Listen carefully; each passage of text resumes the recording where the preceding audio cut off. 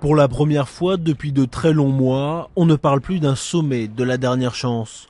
Les dirigeants européens se retrouvent à Bruxelles dans un climat plus apaisé.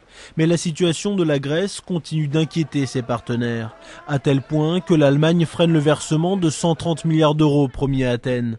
Berlin propose même de mettre le pays sous tutelle européenne avec un droit de veto sur les décisions budgétaires du gouvernement. Une hypothèse sèchement écartée par la Grèce et qui suscite la polémique. Quiconque pose à un peuple un dilemme entre l'aide financière et la dignité nationale ignore des enseignements historiques fondamentaux. Nos partenaires savent que l'unification européenne est fondée sur l'égalité institutionnelle des États membres et le respect de l'identité nationale.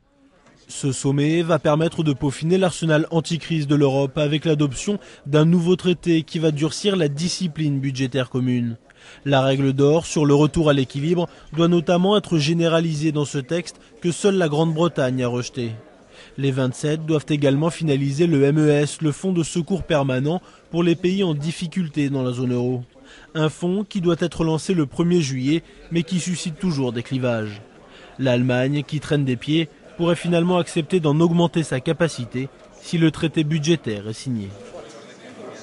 L'idée de l'Allemagne d'imposer un contrôle européen permanent sur le budget de la Grèce va évidemment alimenter les débats aujourd'hui, même si le sujet n'est pas officiellement à l'ordre du jour de ce nouveau sommet. Alors il est normal que l'idée puisse choquer. L'Allemagne ne demande rien de moins à la Grèce que d'abandonner une partie de sa souveraineté budgétaire. Alors les responsables de Athènes vont réitérer leur objection, redemander aux autres pays de l'Union de ne pas menacer son identité nationale, d'être traités d'égal à égal avec ses autres partenaires, mais il faut bien dire que ces marges de manœuvre sont limitées. La Grèce a un besoin urgent des 130 milliards d'euros du deuxième plan prévu par l'Union européenne et pour l'instant, les mesures qu'elle a mises en œuvre tardent à faire leur effet. Les négociations avec le secteur privé n'ont toujours pas abouti. C'est pour cette raison que l'Allemagne continue à accroître sa pression sur un pays déjà exsangue. Et puis Bruxelles est également menacée non pas par la neige, mais par une grève générale en Belgique.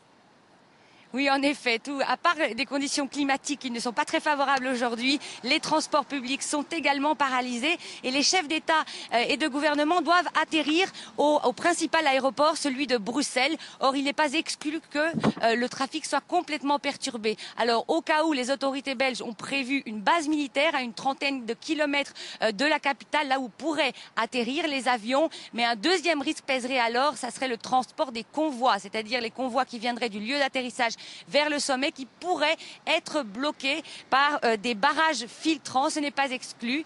Alors bon, les autorités belges font tout pour éviter ce genre de scénario qui pourrait nuire à l'image de la Belgique au niveau européen.